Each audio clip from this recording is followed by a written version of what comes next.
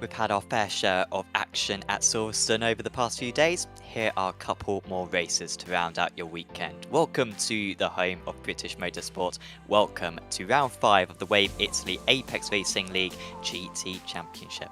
We have a 25-minute race followed by a 40-minute race tonight for you viewers at this 5.9km circuit transcending the Buckinghamshire and Northamptonshire border. Two men have established themselves at the front of the championship after 4 rounds. Aaron Powell won the endurance round at Watkins Glen, along with 2 race 1 victories at Imola and Mosport, exhibiting his great pace this season. Michael Niemeyer has had his success in the race 2s this season, winning at both Red Bull Ring and Mosport and taking no prisoners as he moved through the order from outside to win from outside the top 10 in both. My name is Sam Fitzpatrick. Alongside me is Dane Baird. Mark Chancer, Sam Kume and Lee Thompson are working in the background to deliver this terrific broadcast on Apex Racing TV. And also a huge thanks to Andy Taylor, Christian Steenberg and Colin Weatherholt for producing our stunning graphics and video content for this series. Also thanks to Wave Italy, the title sponsor for the Apex Racing League GT Championship, for supporting the series and offering some super prizes for the top runners in the Pro and Am Drivers Championships. Wave Italy aims to offer the best experience in driver simulation by conveying the thrill of a real race to casual racers and professionals of sim racing. They offer extremely realistic peripherals which can be used for private events and personal use, and their driver tuition based in Verona, Italy is a fantastic way to improve your sim racing performance. Dane, fantastic to have you back. This is round 5 of the championship now, and I think after the first 4 meetings where we're trying to figure out the order of the drivers, I think we have a pretty good idea of who's going to be fighting for the championships, and I think we can really get our teeth dug into the rivalries that we're going to see this season. Oh yeah, absolutely. It's been a fantastic first few rounds of the season. Unfortunately, I couldn't make it for the last race, but it's great to be back here and at Silverstone as well. The circuit's around about 20-minute drive from my house, so it's a circuit I know pretty well. So it's always great to come here in the sim, and yeah, I'm really looking forward to tonight's event. It's a little bit of a strange circuit. It's super wide, quite a slick surface as well, I tend to find, Dane. So despite the fact that it's kind of got all the pieces of a racetrack, long straights, long radius corners, maybe some slow speed corners as well, it's quite a unique challenge. I think there's not too many circuits like it. Yep, definitely, and we're going to take a closer look at the track in just a few moments' time. But track temperature today is 26 degrees Celsius, which is on the cooler scale. We saw a couple races last night in the F3 Championship where they had 50 degrees track temperatures. Anyway, here's a look at the track. The lap starts off with Abbey. It's taken many forms throughout the circuit's rich history, but it's the only one where it features as a right-hander. Then throughout the flat-out farm curve and hard onto the brakes into Village at turn 3. Good overtaking spot here, but it's also where we're most likely to see a lap 1 pile-up, especially going through turns 4 and 5 at the Loop and Aintree and making their way onto the Wellington Straight for the very first time. Then we get to Brooklands, which can also be a good overtaking spot, and then straight into Luffield. Very long, very slow, and you can often have 2 drivers side by side through here. Many different lines can be taken through Luffield. Then through Woodcott and down the old pit straight and into Copse, a corner that's seen a lot of scrutiny over the last few hours. Super fast right-hander that leads us straight into what is probably the most well-known set of corners on the entire circuit, Maggots, Beckett and Chapel. The drivers will want to cut as much of the curbing here as possible, and they can do so, but a 3-second slowdown penalty awaits those who take it just a little bit too far.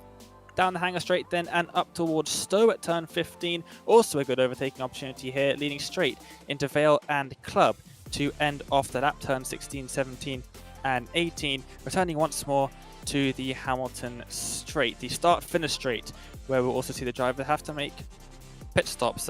Hopefully we won't see too many of them, as we saw in potentially a couple of other rounds. We had quite a few drive-through penalties. Hopefully, Sam, we won't see too many more of those here tonight at Silverstone. However, it is a circuit where you will find drivers getting 1x's very frequently, especially heading through turn 1. If you cut that just a little bit, you'll get a 1x there, and also on the exit of Stowe, a very common place to get a 1x, also Copse as well, now that I remember it. We have 18 corners here at Silverstone, of course, 8 to the left and 10 to the right, and a lap around the circuit is going to set the drivers back around 1 minute and 54 seconds in these GTE cars. Obviously an old RAF base from World War II. It hosted its first ever motorsports race in 1948, then 2 years later hosted the first ever F1 World Championship race in 1950. It still hosts F1, and also it now hosts GT World Challenge and WEC competition, as well as many feeder and club series from across the UK. And Sam, tonight's round 5 of the Apex Racing League GT Championship. Yeah, and of course, with that exhibition of the circuit, lots of different types of corners. I imagine, unlike maybe the last 2 rounds, Dane, I think the cars should be fairly evenly matched. Maybe at Red Bull Ring we had maybe the cars which were strong down the straights could take an advantage, and Mosport was the other way round. I think around this place, really, there shouldn't be too much of a difference between any of the cars out there. Yeah, I think they're probably going to be more even here. It's a bit of an odd track to try and set up the car for you. You obviously have the long straights, the Wellington Straight, the Hanger Straight, and now the Hamilton Straight as well. That one's pretty short, but the other two, it is very beneficial to have a low aero, low drag car, because it will allow you to overtake and defend pretty well. However, you've also got Maggots and Beckett's, Brooklands and Luffield, some corners that it's really beneficial to have a higher downforce car. So it is a bit of a tricky one to set up. We might see some varying setups, but I think most of the drivers are going to settle on somewhere in the middle. We might see a couple of drivers go either end of the spectrum, but it's definitely going to be interesting in terms of which drivers take which setup, because as we've seen in some other rounds, that's played a huge role into how the race has gone. Absolutely, and I mean, if you can make your race car a little bit more raceable, a little bit faster down the straights, then that can really enable you to defend from the drivers behind and attack the drivers ahead. And considering that the second race tonight is going to be 40 minutes in length with a reverse grid 16, I believe, for tonight's race 2, that raceability is going to be particularly important. We've now got pictures of the track, and we've got just 2.5 more minutes of qualifying remaining. It is a long lap around this place. Like Dane was saying, 1 minute 54 seems to be what the top drivers are producing out there, albeit the track is getting cooler, so we could see those times improve. There's not going to be too many attempts for these drivers, so they've got to deliver fairly early on here, Dane. And also, of course, as you mentioned earlier on, you can pick up a 1x, so just getting that perfect lap is so tricky in very short qualifying as this is. Oh yeah, absolutely. Cops, Stowe, Turn 1, there's so many paces to get a 1x here, especially through Magnus and Beckett. You want to get up all over the curbs, almost 4 wheels off the curbs in most of the corners. You've got those lovely green painted tarmac sections that you can really abuse, but as I said earlier, if you really do abuse them and take them a bit too far, then you've got a massive slowdown, which doesn't affect you too much in qualifying. It does mean that your lap won't count though. In a 10-minute qualifying session with a fairly long lap, that can be pretty detrimental. But this man right here, Niklas Lauby, she's doing a fantastic job up at the top by over half a second. Yeah, and that wasn't the story in practice either. It was Okrenik who managed to, was the fastest, I believe, in practice, which was a little bit of a surprise because Tobias hasn't usually been fighting for the race wins on the most part this season. But we have seen a few mixed up grids. Lauby did take pole position at Watkins Glen, remember, as well, by I think about 0.3 of a second. Didn't end up winning the race, however. Had to settle for 3rd position on that occasion, but that is looking very promising for him at the moment. Here is second place man in the championship, and maybe the in-form man as well, Michael Neumeyer, winner of 2 of the past 3 races and 2 race 2 victories, which is particularly impressive, seeing that, of course, your starting place is going to be very low down. However, Neumeyer is in the traffic, and this is going to be his last attempt. And well, if he was on a good lap, Dane, there's no chance that he's on a good lap anymore because he's really been held behind the 176. Yeah, he did get a lovely toe down the straight, but in the end it was just a little bit too close to make anything happen to those final few corners. They're slow corners as it is, but then getting held up by 2 cars in front just really ruins the lap, and I think he was 2 seconds slower on that time round, so definitely aborted that one. As just 10 seconds left of qualifying, most of the drivers on their final attempt, quite a few of the drivers out there as well, just running for practice time. They know they're not going to be able to finish the lap that they're on, but they're still out there anyway. Yeah, and by the way, just a brief reminder as well of the championship order heading into this round. It's Aaron Powell, Michael Neumeyer, and Niklas Laubisch. The top 3 in the championship, albeit with Powell and Neumeyer with a bit of an advantage. So many more rounds to go, so many more races. It could honestly switch around in a couple of those meetings, let alone the 7 we've still got to go after this round. And in the amateur championship, Dar Adjinson's leading Chris Van Der Nesse and Chris Prescott again, those top 2 with an advantage. But this Silverstone round, it can go very well for you, it could go very poorly, so watch out for all those championship contenders as the drivers are starting to grid up. And it's Niklas Laubisch on pole position, just what he needed. Hasn't been a great couple of rounds, particularly Mosport was a very big disappointment for Laubisch, but that is exactly what the German needed, the defending champion of course as well. James Crouch up there in second place, always a strong qualifier is Crouch, did win back at Imola, so he will be a big danger. Vin Glenn backing up his strong performances recently, up there in 3rd. Then it's Michael Neumeyer in 4th, Matt Chambers in 5th, and championship leader Aaron Powell in 6th. Behind that, it's Tobias Ogrodnik, Tom Brown, Danny Lee, Mark Hutchinson, Dean Powell, and Vincenzo Tiamina. Good to see him back on the grid. Top of the amateurs is Chris Van Der Nesse, second place in the amateur championship as well. Stephen Broomfield is in 14th. Then it's Kevin Kitzman, Tom Bingham, Chris Prescott, Christian Engelhardt, David Gowrie, David Bush, Angel Pedrero, James Koulibaly, Colin McKenzie, Jack Tingy is in 24th place. And rounding out the order are some drivers who have pit lane starts. Leandro Anderuti, watch out for him storming up through the order. Dara Adjinson's amateur championship leader starting from the pits, along with Tom Collins and Dominic Linton. How important do you think the start is going to be in this one, Dane? Do you think we're going to need to see some moves from Crouch in order to challenge Laubish, or do you think he can maybe be a bit more patient and wait later on in this 25-minute race one? Well, I think of all the circuits that we visited, Silverstone is pretty much one of the easier circuits to overtake at. It's not easy by any means, but it's probably one of the easier that we visited so far. But I think he'll definitely want to get ahead as soon as possible. It just does help to ease the mind a little bit, especially heading into the second race. Ending on a win is bringing you a lot more confidence than onto the grid in second place from the last race. It's definitely beneficial to get that win, and I think getting ahead as soon as possible is going to be his best bet. Be a very good opportunity for him. Here comes Laubish then round the final few corners. Can be a tricky one to launch away, but he has gone early. And it's Nicholas Laubish who brings us to the green flag then for race one of the evening. It's an awesome start for Bing then to automatically get past James Crouch before we even got to the race start. Not too many changes just behind that. Ogrenik with a good start. Danny Lee also just gaining a place. And the field already fairly spread out. We've got a spinner just in the background. I think that was Aaron Power, championship leader, and he is way off the circuit. Going to lose a bunch of places right there as Jazz trying to take advantage of a few places. Ving Glenn as well has had problems. So that is third take on the grid, already having issues in the early stages. It is a very tricky spot to try and get a full grid of cars through that tight arena section, and we've got two Corvettes side by side now in towards left field. Around the outside is Neumeier. I think he's just trying to get all the way past Crouch, and all the two Evo SR cars almost making contact with each other. That's Chambers just behind. Crouch got a really poor exit there out of left field, and that's allowed Neumeier to get past.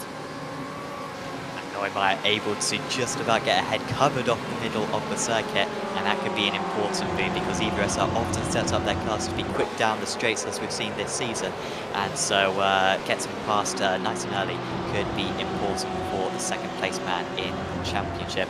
Lee continuing his good start, he's up into 6th position now, so absolutely storming through the order, and it's still Chris Van Den Esse leading the way in the amateur category. I think he's going to try to get another one here. The Evo SR cars kind of tripping over one another here, Dane, and they could leave themselves vulnerable to the cars behind. Yeah, it's definitely not ideal for them at all. A little bit of contact there as well. There goes Ogrenik down the order. He's been turned around at Stowe, and Danny Lee got a good view of that one from on board his Pineapple Grips Corvette, but the two Evo SR cars really getting a bit of a tangle. Chambers is now on front, but I wonder, is that the best move? Because we did see, of course, Crouch qualify really well, but maybe that's something that they've decided internally. They're going to swap the order around and see if they can try and keep with Neumeier. Meanwhile, Laubish has got a bit of a break up at front. So after the opening lap of the race, Laubish leading the way by 2.3 seconds. That really is a breakaway. Neumeier in second place, Matt Chambers in third, and I think he might be making a bit of a break for it now because Crouch is tumbling down the order. Not at all what we expected, but really just struggling to find his momentum early on. And in the amateur category, Chris Van Den Esse leading the way, Chris Prescott in second, and Christian Engelhardt in third. The Chris is doing very well over there. Tom Bingham and Angel Pedro quite far away from those top three, albeit there's still plenty of this race to go as Crouch defends valiantly against Lee. Now catching up as well. Hutchinson could perhaps help out his teammates.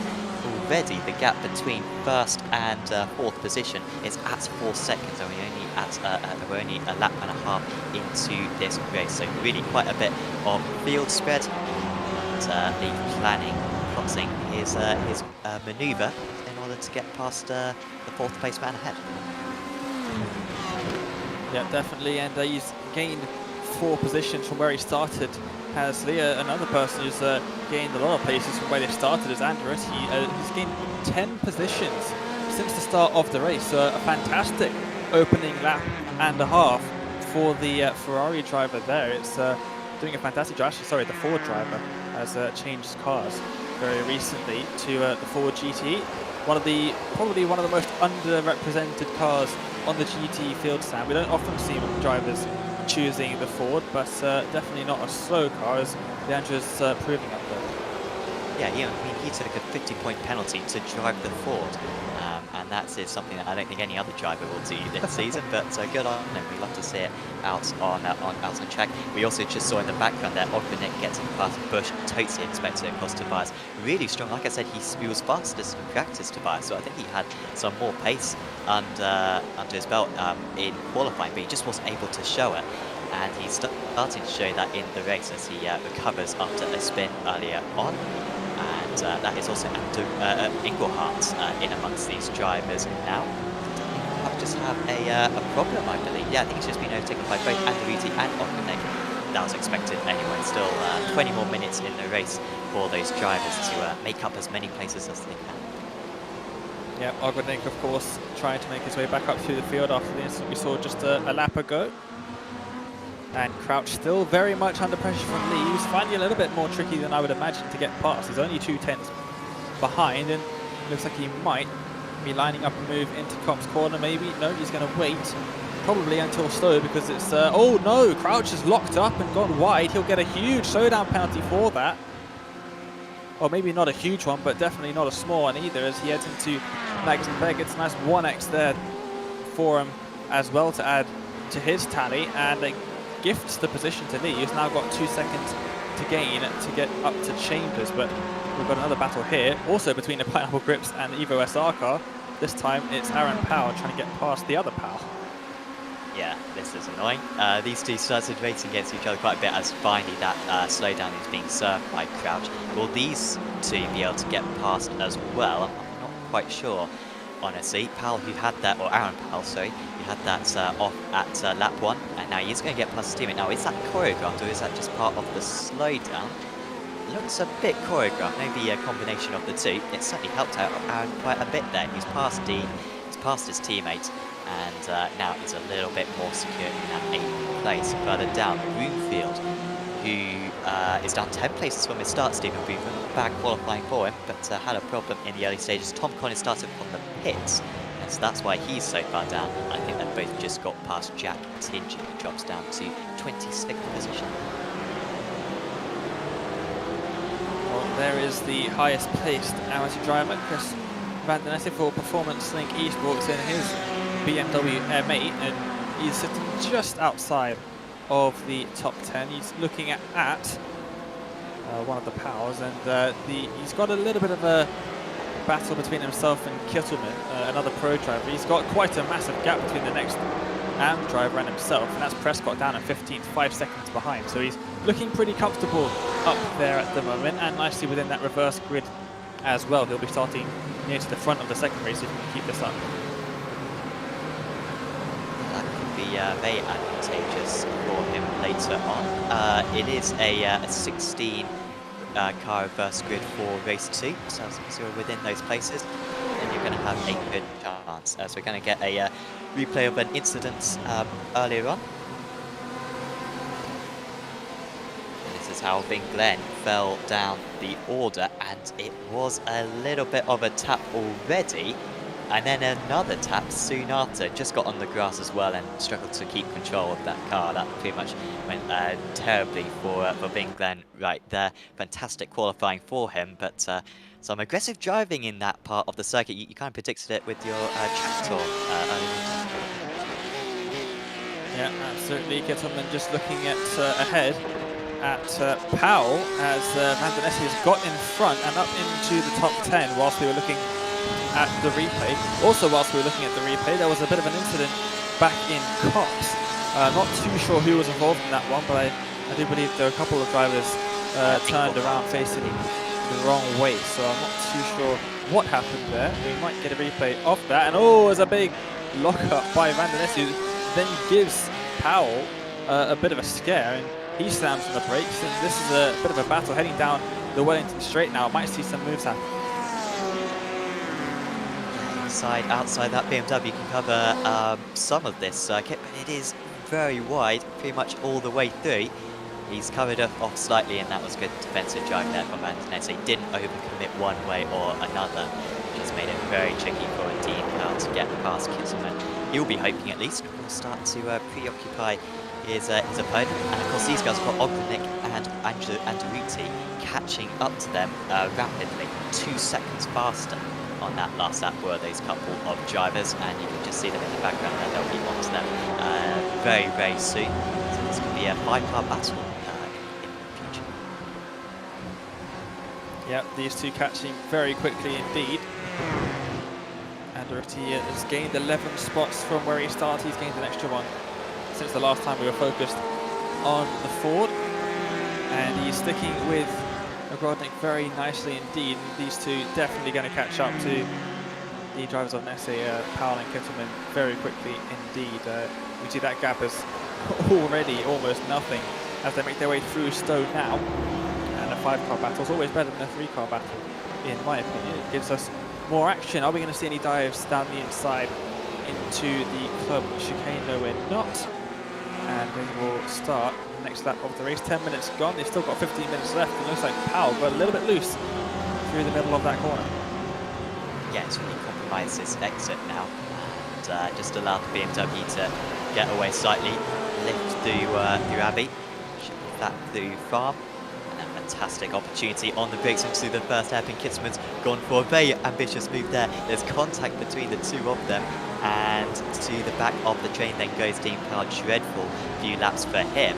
I think Kittelman's going to be overtaken twice as well here. Well, we're kind of predicting that they get overtaken eventually. Not quite that quick, however, and they are both to the back of this 5-car pack now. Ogrenik still ahead of Anderuti, who's fairly desperate to get past at the moment. Ford GT driver thinks better of it, knows that there's no point in taking each other out there within the reverse grid places. They'll probably be the two favourites, honestly, for race 2 if it ended like this. So no point in risking it, and they can still catch up to Vandenesse. Any further than that, I think would be tricky. Vandenesse certainly within range. Absolutely, and whilst these drivers were battling, we've got a massive battle here between some of the drivers in the lower half of the top 10. And it looks like the 3 Evo SR cars, and then there's just a Mag Performers Junior team driver of Vincenzo Taormina, and he's doing well there. He's getting ganged up a little bit here. So currently in 7th. He's trying to get ahead of Hutchinson, but he's got to watch out for the 2 teammates there. And there's Crouch dropping back. He looks like he's got a slowdown from something. I'm not too sure what that would be from, but it doesn't look like it was a big enough. So actually, no, it is. Massive slowdown, and you can see that's from Magnus Beckett's Chapel. He's cut the corners, or one of those corners at least, and you can see the gap that he's had to give up there. He was right on the back of these 3, and now he's a good 3 seconds back. Yeah, he's had problems with the slowdown so far tonight, has Crouch. Remember, he went very wide at Cops earlier on. I doubt it was the same thing this time. I imagine it was probably something through Beckett's where he just took a bit too much curb. As Taormina, rather than looking ahead to Hutchinson, he's having to look behind at Aaron Powell. Remember, 3-time race winner this season, Aaron Powell. This race of the season has so far been by far his worst of the season. He's had so much pace, but he couldn't deliver in qualifying, and it was also a poor race start for him as well. It's really puts him in the mix, and gaining any more places would be a good effort for the American right now. If anyone's going to be able to get past Taormina, it is most likely going to be him. These guys still not too far behind as well. The battle between Brown and Lee. There's also Big Glenn on the car-back trail. He is a long way behind. He had a spin at the loop on lap 1, but he is back into reverse grid pole. And that's the least that he would have wanted. So that's good effort there from Big Glenn. And, well, maybe he'll be the favourite for race 2. We're going to see quite a few drivers out of position, I think, on that grid for race 2. Yeah, definitely. Just looking at Aaron Powell up in 8th for a second. You were saying he's had a fantastic start to the season. When we went to Watkins again, you thought it was going to be a one-off. You were telling me before round 2 at Imola, oh, he's normally just good at Watkins Glen, and then he's near around the top, but probably not the fastest everywhere else. And he's definitely proven you wrong. So you've given him the commentator's curse, but in a good way. somehow, Sam. I'm not too sure how that's happened. Oh dear! Andretti in the wall at Stone. So he's got a long way off. Yes, a high-speed incident. I think he may have tapped. Well, yeah, he certainly got damage on that car, but it shouldn't be too significant. So, yeah, big shame for him there, Andretti, just ahead of Big Glenn after that mistake. But you're absolutely right about Powell. I was totally wrong. I really didn't think that he'd be able to back up that performance at Watkins Glen. But he's a transformed man. I'm not sure if he took part last season, did Powell, but he's clearly done something since the last time he took part in the championship. His result a couple of seasons ago was 5th place overall, but he is going for the overall title this time, as I get a replay of what happened to Andretti heading into Stoke Corner. Yeah, let's have a look. He is heading his way down the Hangar Straight, so Stowe's the next corner up for him. He's trying to look at a move on Ognik, I'm assuming is the driver in front, goes up the inside, gets on the grass, loses it, tries to catch it, then ends up hitting the Porsche up alongside him. Very small tap to the wall, but yeah, he's just turned himself really by losing the rear end, run a bit wide, then turned himself on the Porsche alongside. So a bit of an interesting one there. He just tapped the grass on the inside of the curb. He's tried to cut it a little bit too much, and yeah, that's what's caused him to lose a lot of time. I don't think he would have any damage from that tap to the wall, really. It's a tyre barrier there, so nice and soft as well. So yeah, I don't think he's got too much damage, but a lot of time lost. Yeah, can't catch a break at the moment, and Andretti had a couple of poor races back at Mosport, and it's not going his way in this race one at least either. But as we've got side by side here, just in the background, this is Powell. Can he finally get past Tiamina? No, he cannot, and that's just going to lose him time. Going to take him a couple of laps to regain that gap, and look how close Crouch is. Thankfully for him, it's one of his teammates. I'm sure Crouch went to battle Powell, but he's really struggling to find a way past Tiamina, positioning his car just right there. And once you're on the outside in that circumstance, Dane, you are totally dependent on the car ahead. If they don't turn in when you expect them to turn in, you're guaranteed to make it.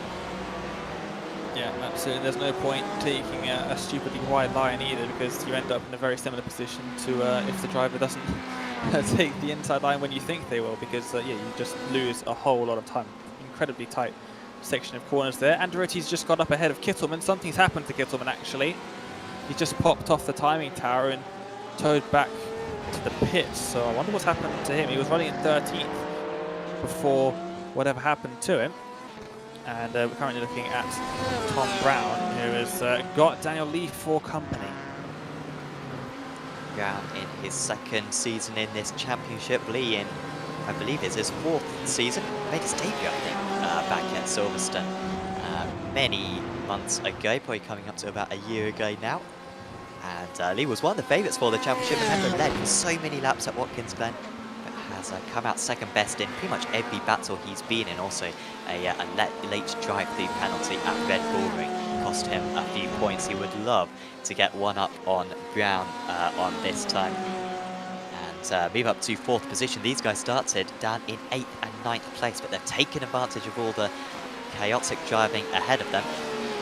He's still not able to quite get past. When we've spoken to him before in the Apex Racing League GT Trophy Championship, that's in GT3 cars, always says how he sets the car up to be super fast down the straights. He wants to make it super raceable. Right now, not looking quite that way, because he's been stuck behind Brown for really the majority of this race. Yep, it looks like Brown might also have a bit of a top speed set up car, and it looks like if you just look up ahead, you could just about see Chambers on the circuit, and that's where he'll be looking at. I don't think Brown's going to be looking behind him at Lee too much. He is not quite close enough to make a mistake. And oh, actually, Danny Lee just did make a mistake. He's just lit up the rear tyre out of the loop, but apparently no issues with Kittelman. He just seemed to spin it on his own. Oh, issue for Prescott though. Oh, Prescott's momentarily at least off the track. That may have been in one of the hairpins, I imagine the loop. So Prescott was running up in 2nd place, I believe. He was one of the many Chris's who were doing well in the amateur category earlier on. I think it got slightly south for him since, but that one really has pushed him down a couple more places behind Bush and Pedrero now. So bad news for the Team Blizzard driver. That's his home race tonight. And yeah, 4th position out of the answers. In fact, we should find out what exactly happened to him. So turn 1 here for the Team Blizzard driver, and maybe taking a little bit too much curb there, Dane, and unsettling the car. I don't think I've ever seen that, really. He sort of clipped the big curbs on the inside with his right rear, and that sent the car around, but I don't think I've ever seen a car just loop it like that at turn 1 here. Normally the car's under so much load that it just doesn't do that, and that's a really weird one to see, but it was taking a bit too much curb, it seems. Around he goes, down to 18th now at the moment. Back live looking at Tom Brown, and he's still stuck behind him. But I'm not sure if I should say stuck, because both of them doing faster that time than Chambers in third. The pace is good. I mean, just looking at that last lap, Nicholas Dalglish, we haven't really shown any of him tonight. He's 7 seconds clear. This is the performances we became accustomed to from him last season, where he got the double at Sebring, where he would have got so many more doubles if his teammate Alexei Nesov hadn't turned up to many of the rounds in the early parts of the season. But we haven't seen this from Nicholas all season long, but maybe he's been able to put in a few extra hours. Maybe this circuit is particularly good for that Porsche 911. Whatever way it is, he is in a league of his own at the moment out there, and honestly wouldn't put it past him to get the double tonight. He will need to gain 15 places in race 2, but it's not looking too far beyond him. Only 4.5 minutes to go for I believe what would be his first race win of the season for the reigning champion. Lee still not able to get past Tom Brown though, but yeah, but my point was that it's only Laubich who's faster than Brown, I think, out there on circuit. Brownlee in the low 56s, Newmeyer and Chambers ahead of them in the mid 56s, and Laubich in the mid 55s. So their pace is very good, not holding each other up too much. Christian Engelhardt might feel though he is being held up because he's behind Chris Prescott. Prescott, with that spin, lost 6 seconds on the last lap, and that is why they are so close, as might have a change between the teammates here. Powell, leader of the championship, moving past Mark Hutchinson. And, well, in fact, Hutchinson fighting this one a little bit. He might offer some resistance heading into club. Yeah, that's an odd one. I thought this was going to be a nice orchestrated move, but apparently not. Hutchinson keeps the line around the outside and does pretty well to defend that one, really. I didn't think that was the way this was going to go at all. Another one of the Ford drivers in the championship, James Crouch, is going to be loving this because he's just caught up to his 2 teammates as well. Evos are making up quite a few of the cars on the grid in this series. And yeah, that was a really weird one. I really was expecting that to just be, oh yeah, here you come through and take a position, but no, he just defended very nicely around the outside and kept it. Yeah, it looked like he was slowing down and everything. I mean, he gave up the inside line. May as well put a red carpet on the inside of the track, but no, quickly took that away from him. And Powell's actually got to work for this one, unless they do have a last-minute decision to maybe change the championship slightly around. Of course, if they did change around, then it would put Crouch a little bit lower down, because we're about to get a replay of something that happened just a few moments ago. I think this is Taormina. He found his way out of this battle. This is going into Magus and Beckett, I believe, riding on board with Hutchinson, looking back. And then through Beckett and Chappell now, and all up the inside, and lots of netcode, huge amount of netcode there. Maybe even half a car's width of netcode between what I think is Powell and Taormina there, but one of the EvoSR cars sent it up the inside of him, and there's another send up the inside into Stowe. That's Lee trying to get up the inside of Brown. He's got it, but Brown might be able to carry more speed, as we just saw Hutchinson do against his teammate. Yeah, this should be advantage to the Indy Autosports driver, but these guys are going to leave each other room. Oh, there wasn't a whole lot of room there, honestly. Brown staying ahead of Lee by the skin of his teeth. That was excellent defending. Once again, that outside line through Stowe, possibly the better line to have, honestly, into Stowe, because it then really does enable you to have the inside line for club. And that worked brilliantly for him. In the background, Powell was able to get past Hutchinson, so up into 6th position now is Powell, and that is a couple of extra championship points for him. And I assume the Evo cars will now just follow each other to the end of the race. I was absolutely hopelessly wrong. Crouch up the inside of Hutchinson as well, and he moves up into 7th. Difficult to remember, but Crouch starts in this race up in 2nd place, but it all went very poorly for him very quickly. Yep, but he's been gifted 7th place by his team at Hutchinson. I think he's let Powell through as well as Hutchinson. I don't think he defended quite so hard on that time of asking. I also believe that we still have an extra lap to go, because that'll be just so far ahead that these guys are going to be finishing this lap after 25 minutes and still have to do another one. So that'll be still going to have to do another lap. So I think we still have 1 lap to go, although I might be hopelessly wrong with that one, just as much as you were with the Evo SR cars, to be honest. I might have miscalculated that totally. I don't quite know what's going on there. I do remember in AOSC one time we had a 4-hour race and we had an extra lap despite it being at 4 hours 6. But it seems like iRacing have fixed that, because we are going to get the checker flag exactly on the 25 minutes. Nicholas Laubish takes home the race win, race 1 at Silverstone, and that is a pivotal race win as well for him. Really does swing the momentum, and it shows that he has well and truly got the pace to challenge for this championship. Numai in 2nd place, Chambers in a lonely 3rd. Brown does hold off Lee. What a fantastic battle between those two. Powell will beat his teammates, Ogrenik holding on to 9th, and amateur race winner Chris Van Der Nette. And that championship lead now for Darragh Adjinsons is going to be pretty much gone, because Darragh in fact did not take the grid for that race, as Anderuti is playing a little bit of the sneak game here, because he's dropped deliberately down to 16th place. This will give him reverse grid pole. He drops behind Bush, and well, that is very much putting all his eggs into that basket. We'll see if it works out for him. Look at that, he dropped 17 seconds on that last lap in order to get the pole position for race 2. Big shout out, of course, to our social media pages. Of course, if you've enjoyed this broadcast, do check out our Facebook, Twitter, and Instagram pages, where you can find highlights from many of our races, little 1-minute clips, and also updates as well to all of what's happening on Apex Racing TV. And of course, if you've enjoyed this broadcast, do leave a like on the video and subscribe to Apex Racing TV, because we've got so many more broadcasts happening every single day of the week. About 20 of them every single week. And of course, do check out our Twitch channel as well, if that's the place that you prefer to watch your broadcasts. We're also going to show you a little bit of a trailer of Apex Racing Academy, about the services that they provide. They are a sponsor for this championship.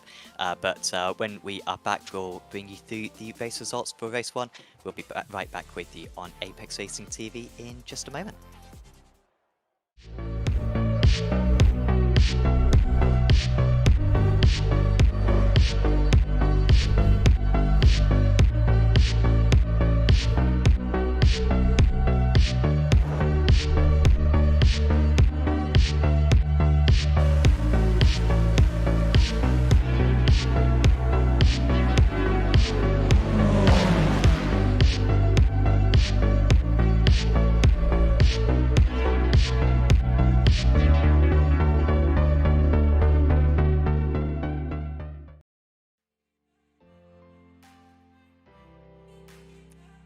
Big thanks to Apex Racing Academy, who are offering prizes for the top drivers in the Pro and Am Championships, and some prizes for the top teams as well, ranging from 1 year to 1 month subscriptions.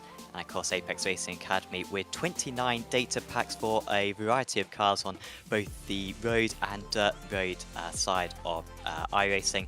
Those data packs including setups, one-on-one coaching, group coaching sessions, and it's also integrated as well with virtual racing schools. Some fantastic setup sync technology as well, which really does take some of the pain out of loading up setups into the iRacing sim. So big thanks to Apex Racing Academy, and do check out apexracingac.com in order to get yourself a subscription. We are going to be able to go through the race 1 results then, and of course it was a brilliant result for Nicholas Laubich in that race 1, beating Michael Niemeyer, Matty Chambers. Tom Brown in 4th position. Danny Lee, after a little bit of a poor start, started further down the order, is finished in 5th place, and then it was Aaron Powell, James Crouch, Mark Hutchinson, Tobias Ogrodnik. Chris Van Den Esse was top of the amateur drivers. Dean Powell had an up and down race there in 11th place. Vincenzo Tiamina fought valiantly, but the American ended up in 12th position. Vin Glenn started high up, but managed to recover well to 13th place. Tom Bingham was 2nd place out of the amateurs. David Bush was in 15th, and Leandro Andaruti would have been a few places higher up, but he decided to slow down right at the end of the race in order to get the reverse grid pole. That could well be a big advantage come race 2. Angel Pujero was in 17th place overall, and 3rd place actually in the amateur category, so good drive there from Angel to get that podium. And behind him was Christian Engelhardt, who had an issue at Cops, Chris Prescott, Colin McKenzie, James Koulibaly, Jack Tingy, David Gary, Stephen Broomfield, Kevin Kittelman. Kittelman 4 laps down, so will not score points. Tom Collins, Dominic Linden, and Da Adjinsons will also not score points for that first race of the evening. This broadcast is also, or this series is also sponsored by Wave Italy, the title sponsor for this Apex Racing League GT Championship. Huge thanks to them for supporting the series and offering some super prizes to the top runners in both the professional and the amateur drivers championships. Wave Italy provides some of the most comprehensive driver simulator coaching in the world, and design their own wheels and pedals to recreate the real-life driving experience. And by visiting waveitaly.com, you can have a look at their fantastic driver training base in Verona and gain some insights into the process of designing their peripherals. Wave Italy are providing this season's Pro Driver Champion with a choice of the Wave Impetus Imola or Wave Impetus Monza sim pedals in a colour of their choice, and the Amateur Driver Champion gets a half day of coaching at the Wave Italy Professional Training Centre in Verona. Viewers can also get a 5% discount on Wave Italy products by visiting waveitaly.com and using the code APEXRACING5 at checkout. So huge thanks to Wave Italy, and big thanks to them for offering some absolutely immense prizes to the drivers this season. Dane, we are just moments away from the gridding up for race 2, and I'm not sure how I feel honestly about the tactics from Andaruti right there to drop back, but I can't lie, it's going to really help his chances in this race too. Yeah, it definitely is. We actually saw a very similar thing in the Apex Racing Academy Porsche Cup Championship a few weeks back. 2 rounds from the end at Motorsport, we saw one of the drivers who was about to overtake someone, got side by side, alongside, and then in front, down a straight, and then backed out when they realized, actually, I can get reverse grid pole if I just sit back. He did that and ended up winning the race from pole position, so it might just work out for Leandro at the moment. We saw he had very good pace, so it might just be an absolute master play from the German SimRacing.d driver. So we'll have to wait and see, of course. It's a much longer race, 40 minutes instead of 25 minutes, but he's definitely got the best starting position. We saw, of course, Laubich winning from pole in race 1, so looks like pole is definitely the best place to be at the start of this 40-minute race. He's also got a couple of the slower drivers around him. Vin Glenn, of course, not one of the slower drivers, but he is starting a row back. Yeah, he might be his biggest threat to Andaruti, and there he is at the top of the grid. Bush, Bingham just behind. Bingham with a great opportunity at hauling in some amateur points tonight. Vin Glenn, Vincenzo Tiamina, Dean Powell, Chris Van Den Esse, Tobias Ogrodnik, Mark Hutchinson and James Crouch round out the top 10. The drivers already pulling away, so I'll let the rest of the order filter through for you. But also Aaron Power, of course, in that 12th position, championship leader. But his championship leader would have been fairly heavily cut, honestly, after that race 1 result, with the good result for Nicholas Laubisch and for Michael Neumeyer. So he is starting ahead of them in race 2. Would really like to get some of those points back. Now, do we see a repeat of what we saw earlier on?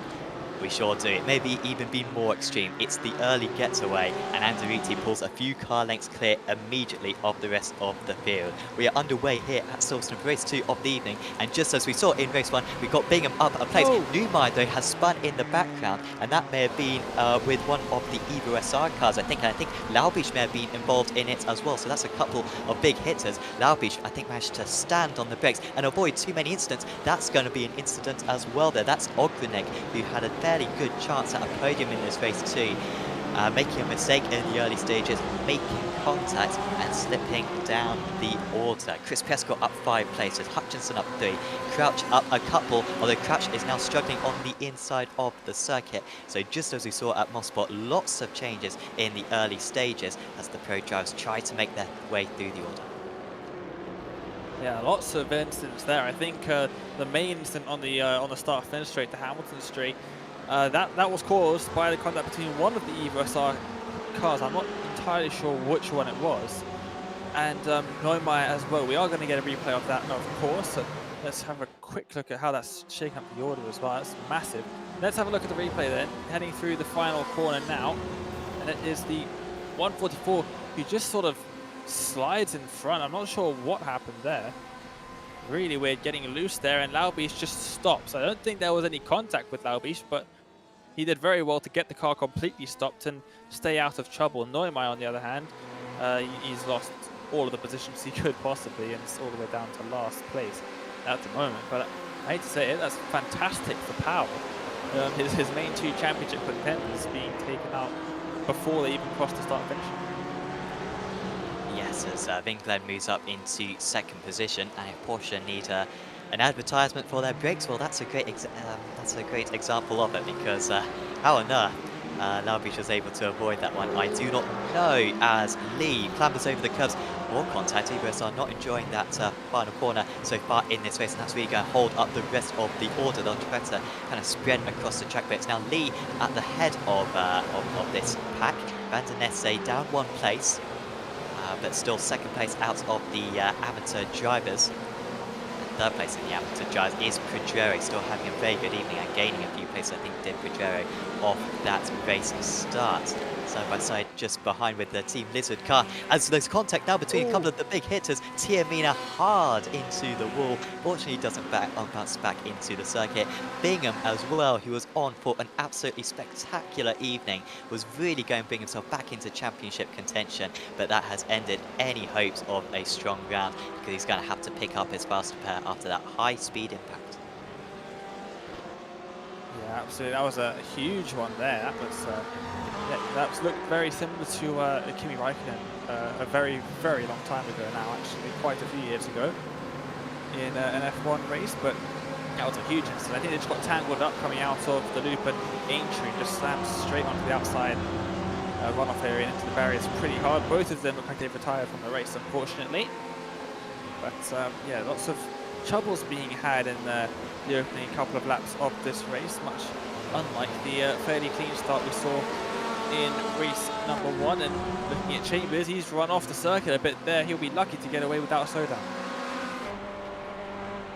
He's not lucky. Oh no, he's not. On lap 2, I mean, it's not as bad as lap 1, but lap 2 is still going to exaggerate that slowdown. Probably going to be twice as bad. I mean, that's terrible. He's lost 4 seconds there as Chambers, and that has set him back. Good news for him is that they're so bunched together, the drivers who were ahead of them. They're bound to start slowing each other up a bit. Now, Chambers is going to have to make some moves for himself, so not a good whatsoever for him. So after lap 2 then, Andretti leads the way, 2.8 seconds ahead of Glenn. Those two certainly got a good chance at winning this race. Hutchinson in 3rd place, Powell in 4th, and Lee with a strong start, up 7 places, up into 5th. And in the amateur category, Chris Van der Nesse leading the way. And we're kind of used to the Van der Nesse trains, honestly. We got used to it at Red Bull Ring. He's delivering again. Pedro's up into second place now in the amateur category. He's doing absolutely amazingly. Prescott managed to avoid an incident which he came very close to at the loop on the last lap. I thought he was going to make contact. He got through it. He is in third position in the amateurs, albeit is about to lose a place to Matt Chambers, I believe. And there goes Chambers after that slowdown on the previous lap. Easily makes his way back. Yep, he's got a bit of a mission now to try and get through the pack ahead. But Andretti, look at that gap up in front, 3 seconds after 2.5 laps for him. Glenn looks like he might be able to start closing it down, although he has just lost a couple more tenths. We have to wait and see for a couple of laps as the Pineapple Grips cars swap positions, and that is Lee getting up ahead of Powell. That's an odd place to get it done, isn't it? Into Maggots and Beckets. I think that's the last place I want to have a swap between teammates, but Pineapple Grips doing what they want. And Lee crucially up into 4th place. I mean, this could be around that brings him back into championship contention, honestly, after a decent race one. Aaron Powell, meanwhile, needs to get past Van der Nesse, and Van der Nesse very generously, very fairly, more like leaving a car's width on the outside. And Powell pulls off that outside move at Stowe, which has been so prominent so far tonight. He's up into 6th position as we've got a BMW across the track. That is David Gowrie, who's had to cut club corner, and that's a very odd line. He's making no rush to get back onto the tarmac there. So that's probably going to lose him about 8 seconds. Yeah, that's going to lose him a lot of time, probably a slowdown as well, cutting that much circuit. So, yeah, not too sure what happened there. Might have been a bit of contact with Laubish, who was also pretty wide and deep off the circuit. Got a bit loose through that corner as well. So maybe some contact causing Gary to go off the circuit there. Prescott now defending from Engelhardt around this same section of the track that he just lost out on 11th to Chambers. Down the inside, Engelhardt goes, and Prescott is just going to let him by it. Realising when to give in there, Prescott. As, yeah, here is Prescott probably going to lose this position to the Corvette on his outside. Apologies, this is on the back of Brown and Van der Nesse. Still holds on. Chambers also ahead of Pedrero. It's another one that we expected to happen. Nitro Racing Team driver could stay in that 11th place. It would mean get the most amount of points he's got all season long. As Laubish is also moving his way through. He did not have to take a faster pair, did Laubish. It's just Mackenzie and Bingham and Tiamina who had to take their faster pair so far, albeit I don't think Tiamina's going to re-enter the circuit. So the other drivers who were involved in that lap 1 mess managed to get through all right. A little bit of contact with Van der Nesse first losing a place to Brown, and Crouch is desperate to get past as well. Was Van der Nesse flashing his lights at Brown on that occasion? Not sure, but they almost ended up going 3 wide on the exit of Stowe there.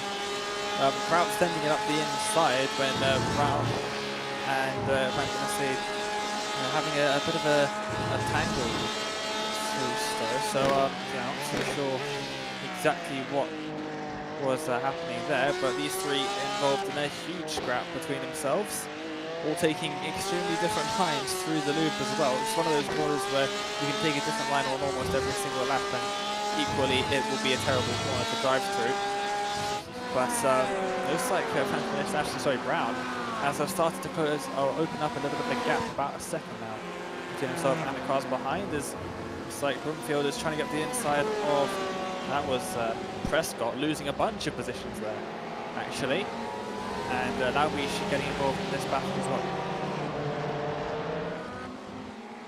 Yeah, that was bad lap so far for Chris Prescott right there, but no surprise that Laubish is able to get through. It really looked like there was going to be 3 cars on the inside, 2 cars on the outside.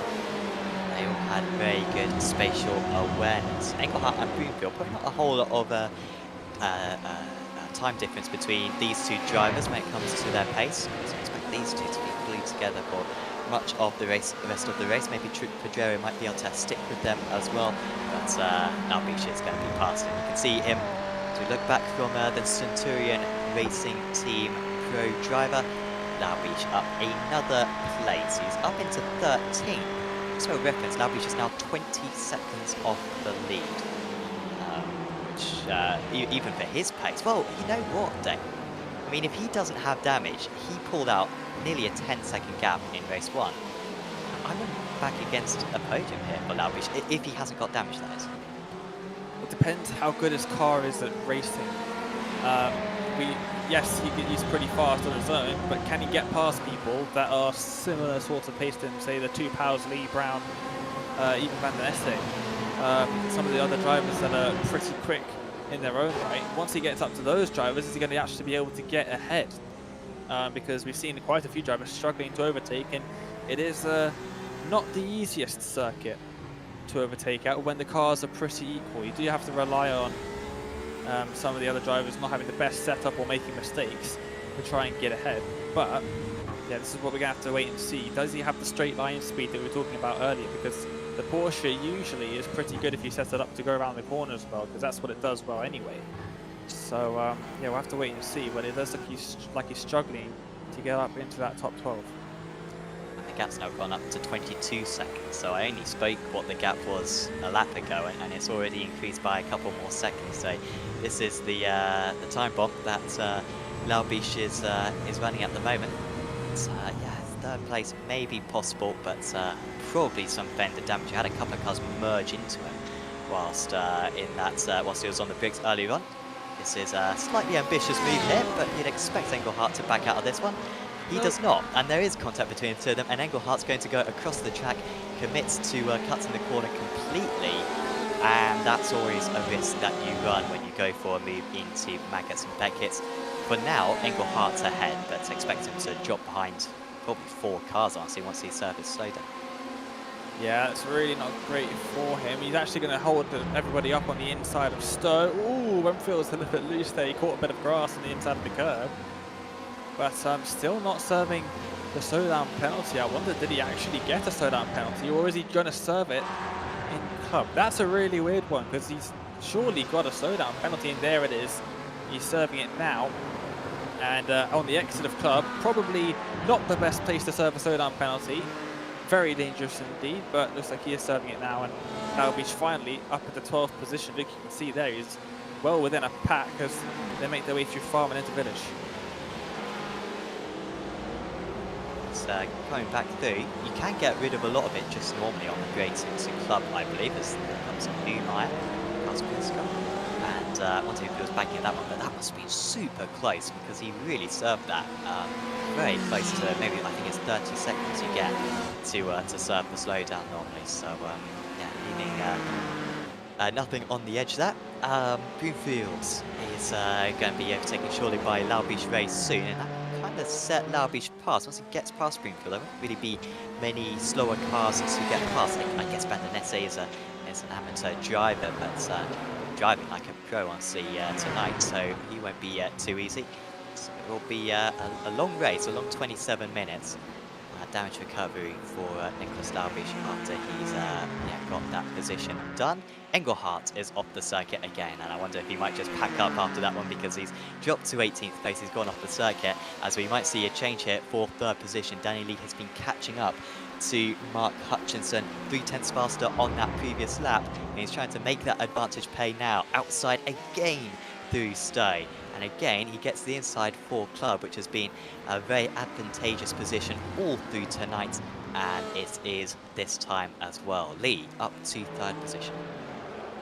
Yeah, great move there, and that's Laubish trying to go around the outside of Broomfield. Broomfield going all the way out to the curb, not leaving any space, and as such, he gets a bit of a flash of the headlights from Nicholas there, and yeah, clearly not happy with the defensive driving from the Centurion Racing driver of Broomfield up in front of him. He will have plenty of time to try and get past him, but then he's got a 5-second gap that he's got to try and get rid of. Actually, it's more like 6 seconds really to try and get rid of to get up to the Evo SR cars, and that is an extremely defensive line from Broomfield. It's tricky to cover off the inside line at this Oh, circuit, but Broomfield managed it. That was remarkable this time, though. Just the extra speed from Laubish, too much. Now the Ferrari should be faster down the straight. Will Laubish cover off as much as he did? Oh, he doesn't defend at all, in fact. He allows the Centurion car back up the inside. Both drivers really driving well, leaving each other just enough space. Broomfield did well not to outbrake himself.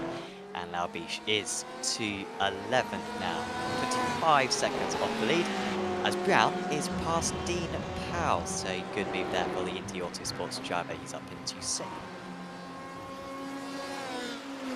Yep, and yeah, crucially for Laubish, he's got quite a nice gap in front of him. He can start to catch up to the drivers in front, but up to the podium positions, he's got a 15-second gap. So it is going to be probably out of his reach, but I think he'll probably get up into the middle of the top 10, maybe 6 isn't too far away from him. 10 seconds up the road, he's got 25 minutes, sorry, to do so. So yeah, might be what his sights are on at the moment, as we cast our eyes on Chambers, who is trying to get past Van der Nesse. He's got his teammate of Crouch just behind as well, and these 3 drivers at the end of the top 10. Yeah, this is another one that you'd expect to be done. Chambers was 1/10 of a second fast on that previous lap. Chambers did get past Crouch as well a few laps ago. Maybe Crouch not quite as fast as his teammates tonight. This always seems to be a different order that the Evo cars are in each week, and that is an unusual spin there for Chambers. These cars have traction control, remember, albeit of course the drivers can control how much traction control they can deploy. But that's really had the car spinning all up there. I mean, this is early in the race day. The track is getting cooler and cooler. I think it's 7:30 in the evening now in Sim, and yet Chambers, no grip coming out. I've seen that a couple times. There is a bit of a dip on the inside of Aintree, so it's definitely one of the easier corners to lose grip on. You're putting all of the steering lock that you can into the car to get it around there. So if the car does get loose, it's pretty difficult to catch. So he's done a pretty good job of keeping it going, to be honest.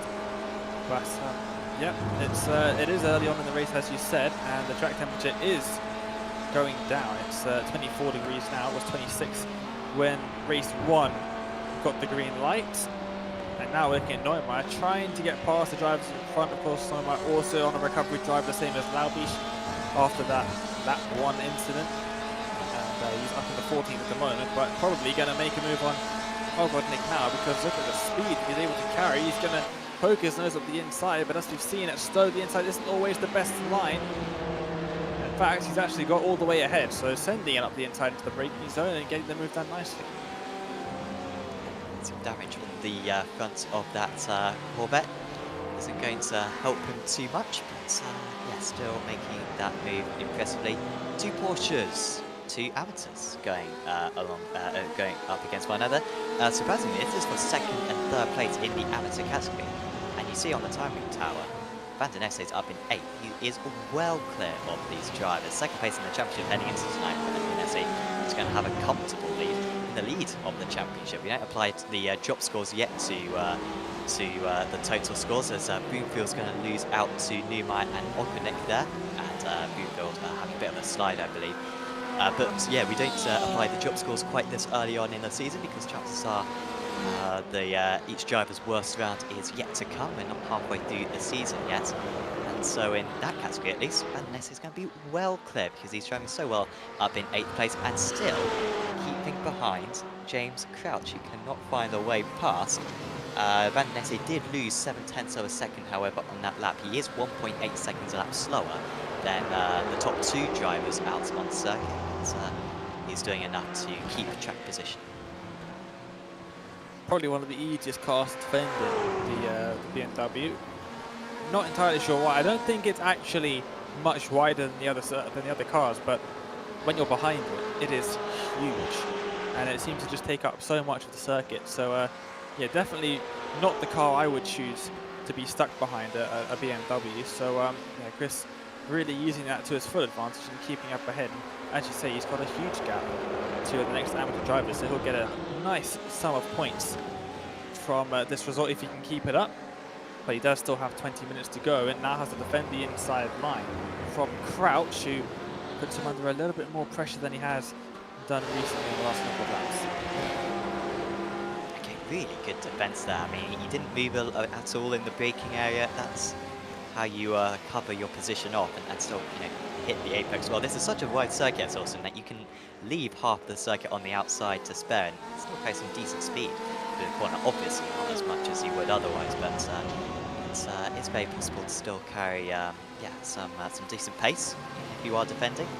That was perfectly done there by the BMW driver. Of course, if you've been enjoying this broadcast, do make sure to give this video a like and also subscribe to Apex Racing TV so you can catch all the future rounds for this championship and many of the others, as Prescott's taking the advantage of a mistake from Pedrero there to move up into second place in the amateur category tonight.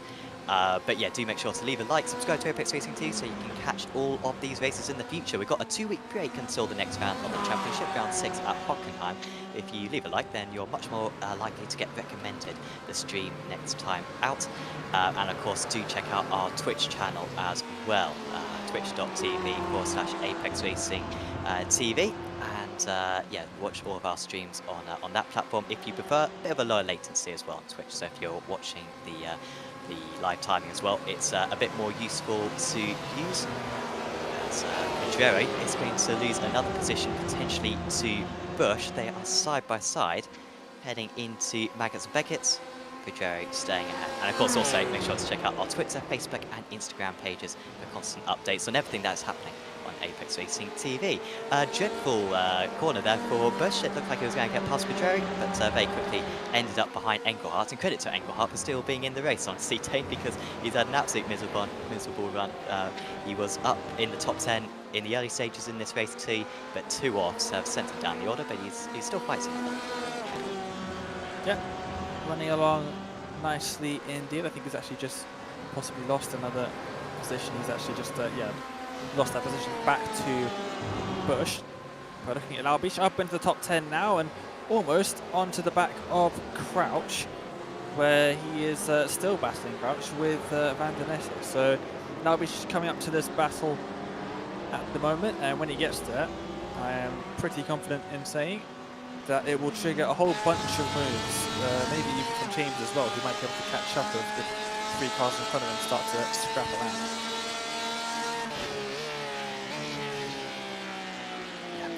Look at the lock-up there from, I think that was Van der Nesse on that occasion. This is going to be very exciting now to see Laubich getting past. Crouch cannot be in the best mood, spending so many laps behind the BMW, so will probably depend what all he is worth. And the Urano eSports driver comes across these guys. Race 1 winner, of course, Nicholas Laubich, who won race 1 by about 8 seconds. Really dominance that we haven't seen on anywhere near that scale for the entire season. However, his lap times in this race too been a little bit, so he has got a little bit of damage, but you can see visually he's just got so much more confidence. The change of direction in that Porsche might be the setup, might just be the inherent characteristics of that Porsche, might be the way that he's driving it, but you can see the difference between these guys. And here comes Laubich up the inside, and I think Crouch just actually gave him the spot there into Stoke.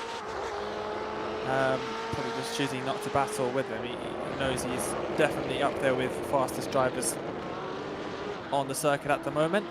And now he is filling up the mirror of Chris Van der Nesse, who's surely got to be a little bit worried, because if Laubich does send it up the inside somewhere, it might slow both of them down enough for Crouch to try and get back in front of the Performance Link eSports driver.